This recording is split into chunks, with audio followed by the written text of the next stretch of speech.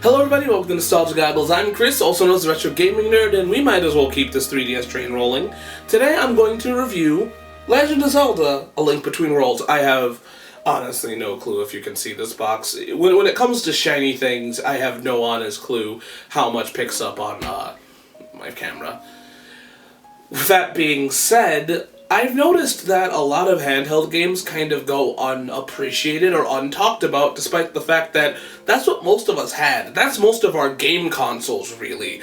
So, when not that many people talk about it, I feel like it's about time that I do, especially since the Zelda handhelds have been phenomenal. I can only think of one or two that really didn't do too well, but most of them are outstanding and games that people need to play. And I don't think A Link Between Worlds is any different. But then again, I have a lot of nostalgia for this game. So with that being said, let's find out if this one is one of the phenomenal ones, or if my nostalgia goggles are on too tight. With that being said, let's get right on to the review. So even though Legend of Zelda: A Link Between Worlds is a sequel to A Link to the Past, they really don't share narratively too much. I mean, yeah, they're arguably in the same world, and yeah, they have similar lore, even as such as like the sages are descendants, or the sages are the descendants of the maidens. But the story is a little different. I'm not going to go too in depth with the story. I'm just going to tell you about what you really need to know. And that is, there is an evil man named Yuga putting sages in paintings, and it is your job, Link, to stop this evil man named Yuga. And that's really it. No, this isn't a Ganon story, technically. This is kind of different for Zelda, and I think that that's really what makes this game, and is kind of the way it goes, is yes, it is A Link to the Past, but it's its own thing. It doesn't really let its past tell its narrative. The story gets a little bit more complicated once you make it to Lorule, but I feel like if you're watching these videos, I feel like you should play the game yourself and figure it out, because there is definitely more of a narrative here than just Yuga capturing people in paintings, because it does go farther. So I recommend playing the game yourself and figuring out the rest of the lore, but that's the best that I can say. And the story that is in this game is great. I absolutely do love it, and it's actually nice to return to the world and somewhat of lore of A Link to the Past, because it's a game that I'm very familiar with. So I do like this story. Like I said, there's definitely more to it, but I'd recommend playing the game yourself if you want to know more. With that being said, let's move on to the gameplay.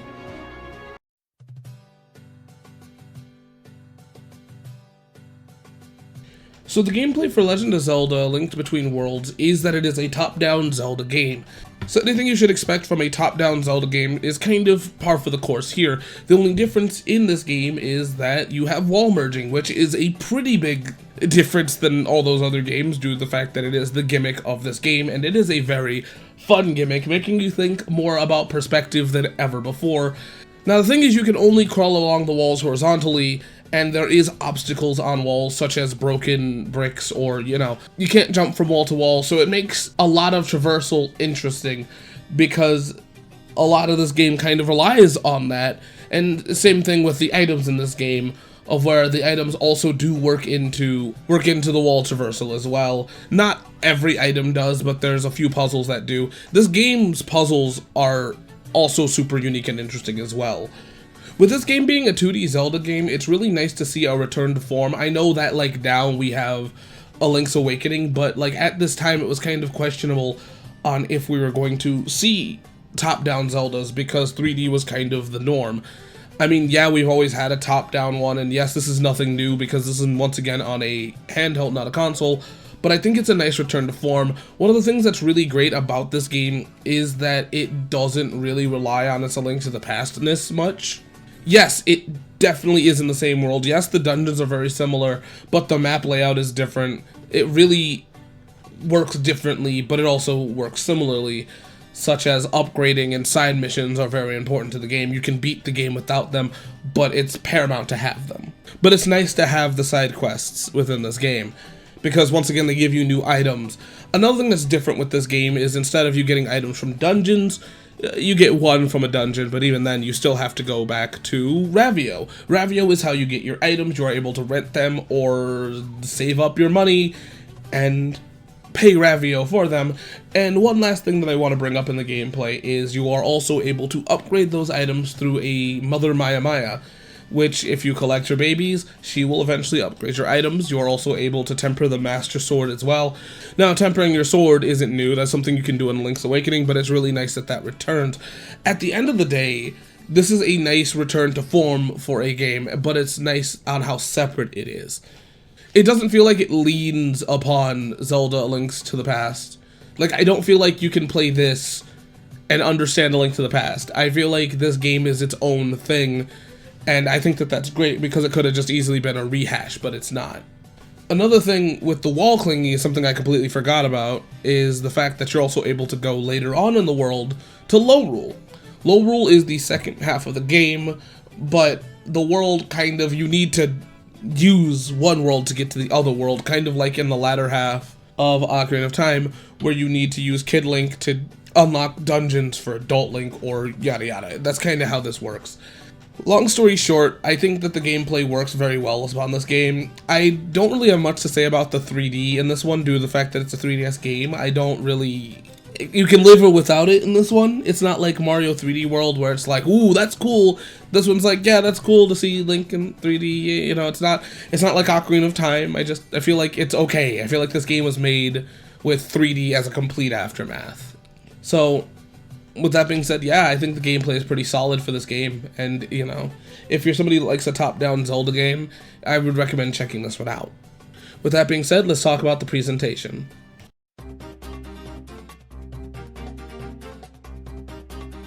Although I think that this game is really nice, just kind of, if you're somebody that's completely new to these games, but if you're somebody like me, I absolutely appreciate seeing A Link to the Past in a 3D kind of place, because they kind of just do use those monsters again, but put them in 3D, which is really cool. It's one of the things that I absolutely love to see in video games is reinterpretations of characters. But it's also nice to come back and see them in a different place, once again, as this one is them in 3D. Outside of that, I like the murals, but they're there. I feel like the visuals aren't really the thing that'll get you for this game. I feel like the gameplay is the most solid part of it, which is fine, you know. When it comes down to presentation, the one thing I can't get enough of is the music. I don't know what it is about this game, but the old music and having that be revamped with instruments instead of, you know, the 16-bit music, and the new music that is added, all of it's just great. I absolutely love the soundtrack of this game, and it was jaw-dropping the first time. I heard it with the Zelda theme played on violin at the beginning.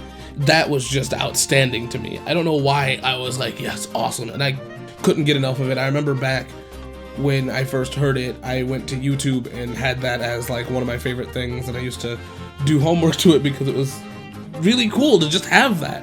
It was a simple rendition, but it did so much, and that's really how this game works, is that the renditions here are just outstanding, at least to me. They're not as grand as like Ocarina of Time, but they don't really need to be. It's an adventure that is as big sounding as it needs to, and I think that that's as good as it really needs to be, you know what I mean? So with that being said, yeah, I think the music is outstanding, and I absolutely love it, and I think it's the strongest part of the presentation. With that being said, none of this really matters if you can't get your hands on the game, so let's talk about the prices of these.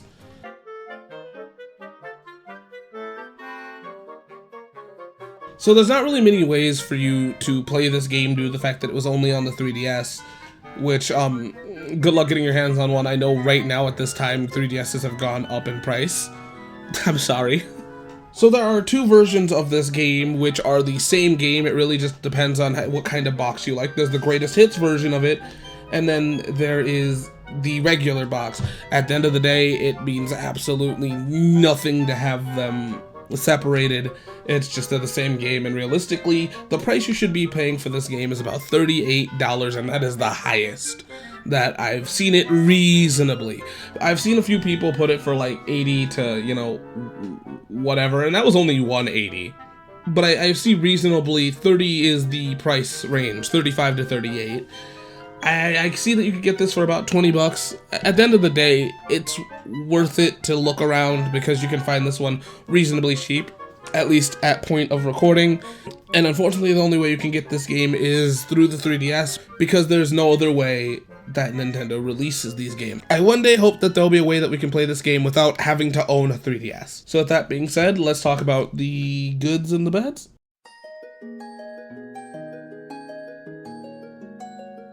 So all in all, this is a damn good game. I absolutely love this game, and I feel like there's a heavy bias here because the 2D Zelda games or top-down Zelda games are my favorite. I feel like with this one though, it's a really nice breath of fresh air for this game, and it kind of takes back to like Minish Cap or the Oracle games of where we have a gimmick, but I absolutely love the gimmick we have here. It makes me think of the game in a different way. You can't just come at this game and play it like a traditional 2D Zelda. You need to think differently, and that's what makes this one really fun, and that's what makes the puzzles really fun. I absolutely love how they chose to come back to the world of A Link to the Past, which is funny to me because I didn't think that they would ever want to do that one. Especially since when it comes back to Zelda, the one Zelda game that I think that Nintendo would want to come back to the most is Ocarina of Time. And coming back to A Link to the Past is really smart because A Link to the Past's philosophy was upgrading and, you know, the two-world system. And that's just really cool to have that return. And that's another reason why I absolutely love this game is because it allows for upgrading. This game also just feels smooth too. The thing that's really great about it being on the 3DS is that it has the circle pad, and the circle pad is what really makes this game really good, because I'm so used to thinking of 2D, you know, when it comes to Zelda, or not 2D, the D-pad when it comes to Zelda, so it's really nice to have a circle pad and for you to have more range. I feel like the 3D is really nice. It's more nice for someone like me that's like a geek about this stuff, so it's really cool to see it in 3D, but it's not 100% necessary, but it's really cool still. And last but not least, the music. That is still outstanding. I love it. From the beginning to the ending, I absolutely love it. With new renditions and new and old, it's just great to hear again. All in all, I think that this game is pretty good. I can't recommend it enough. If you've never played a 2D Zelda game, I think that this one is or a top-down Zelda game. This is the one that I definitely recommend next to Link's Awakening, but that's more for an accessibility reasoning. I mean, I guess I could argue the other ones, but I don't think that, I don't know. I really don't know. I feel like I could recommend this one over most of the ones that are on the NSO or Nintendo Online. So, you know, I feel like this is the one to choose if you have a 3DS and you haven't played it, which kind of blows my mind that people haven't, but I bet you there's a few. I definitely recommend checking it out.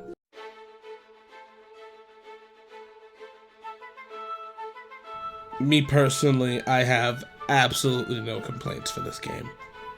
Absolutely none. And normally, I don't like to take this route, but I'm going to. I can see what you would complain about in this game, and it's stupid. The only thing that I can see somebody complaining about is that Ravio is in the game, and he asks you to pay for the items, and he asks you to rent them, and if you die, you lose them, but that's too damn bad. I feel like that could be considered as a bad. I feel like that could be one. But I feel like that's such a juvenile take. Because it's like, yeah, you're renting it.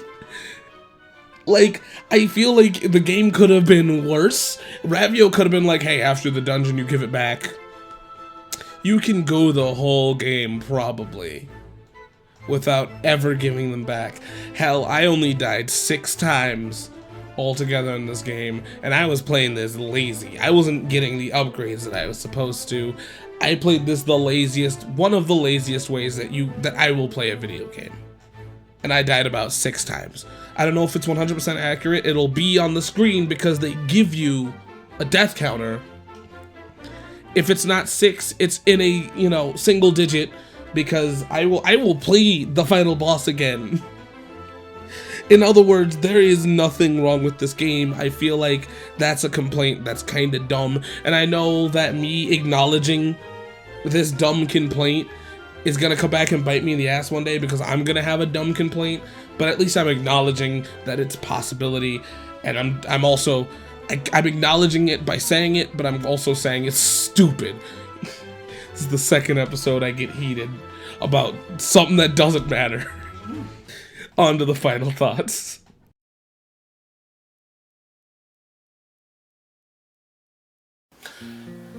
So with all that being said, is Link Between Worlds worth your time? The answer is, yeah. It's an amazing Zelda game, like I said in the beginning. A lot of the Zelda games are outstanding, but I feel like we kind of just gloss over them, either because they're on the handheld, or for some reason, I have no exact clue. I don't know why, maybe because it's not on the console, I don't exactly know why, it blows my mind here.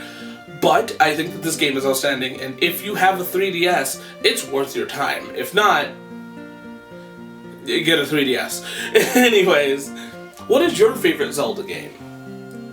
I don't have one. There's too many that I enjoy, and I don't have the time to sit and think about it. I kind of chose this prompt last minute because I'm like, ooh, let's be cute. What's your favorite Zelda game? But I like too many of them, and I'm sitting here, I'm already having a conflict with myself. So I guess I don't have one. I love them all.